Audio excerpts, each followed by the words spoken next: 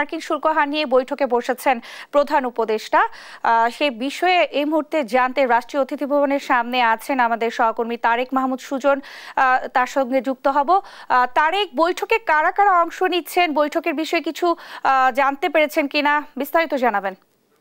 Nancy, আপনি জানেন যুক্তরাষ্ট্রের প্রেসিডেন্ট বুধবার যে বাংলাদেশ সহ আরও কয়েকটি দেশের পণ্যের উপর যে নতুন শুল্ক আরোপ জারি করেছেন সেটি নিয়ে কিন্তু প্রধান উপদেষ্টা এই মুহূর্তে জরুরি বৈঠক করেছেন রাষ্ট্রীয় অতিথি ভবন যমুনা। এই মুহূর্তে সেই যমুনার সামনে আছি এবং আমরা কিছুক্ষণ আগে দেখেছি যে অন্যান্য উপদেষ্টা সহ অর্থনৈতিক বিশেষজ্ঞ এবং এই বিষয়ে যারা বিশেষজ্ঞ তারা কিন্তু ভিতরে ঢুকে এই মুহূর্তে বৈঠক করেছেন। এবং কিছুক্ষণ আগে কিন্তু প্রধান উপদেষ্টার প্রেস সচিব শফিকুল আলম আমাদের সঙ্গে কথা বলেছেন।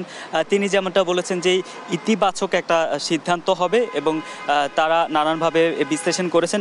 একই সঙ্গে যে বাংলাদেশ বিনিয়োগ উন্নয়ন কর্তৃপক্ষের চেয়ারম্যান আজ দুপুর থেকে ৩-৪ ঘন্টায় কিন্তু যে ব্যবসায়ী সংগঠন আছে এবং যে ব্যবসায়ীরা আছে যারা এই রপ্তানি সঙ্গে জড়িত তাদের সঙ্গে কথা বলে তাদের নানান পরামর্শ নিয়েছে কিভাবে এই পরিস্থিতিতে বাংলাদেশের স্বার্থকে জারি করা যায় এবং একই সঙ্গে যুক্তরাষ্ট্রের সঙ্গে আবার সেই যে বিষয়টি নিয়ে আলাপ আলোচনা করে কীভাবে পুনর্বিবেচনা একই সঙ্গে একটি ভালো একটি সিদ্ধান্তে যেতে পারে। মানে বাংলাদেশের পক্ষে আসলে যা যা করা উচিত, আপনি জানেন যুক্তরাষ্ট্র যেই যুক্তিটি দিয়েছেন যে বাংলাদেশ এবং যুক্তরাষ্ট্রের মধ্যে যে বাণিজ্য ঘাটতি সেটি বিশাল একটি ঘাটতি তারা উল্লেখ করেছেন।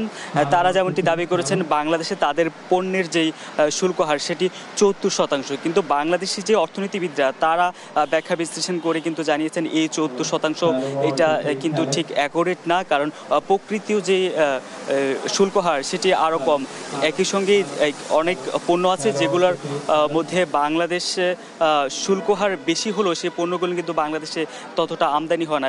সেই বিষয়গুলো নানানভাবে ব্যাখ্যা বিশ্লেষণ করে কিভাবে আরও সঠিক একটি পদ্ধতিতে সিদ্ধান্তে পৌঁছা যায় সেই বিষয়ে কিন্তু এই মুহূর্তে সিদ্ধান্ত হচ্ছে। এবং কিছুক্ষণ আগেই প্রধান উপদেষ্টার প্রেস সচিব আমাদেরকে যেমনটা জানিয়েছেন তিনি খুবই আশা প্রকাশ করেছেন যে একটি ভালো একটি সিদ্ধান্তে পৌঁছতে পারবেন বলে তার ধারণা।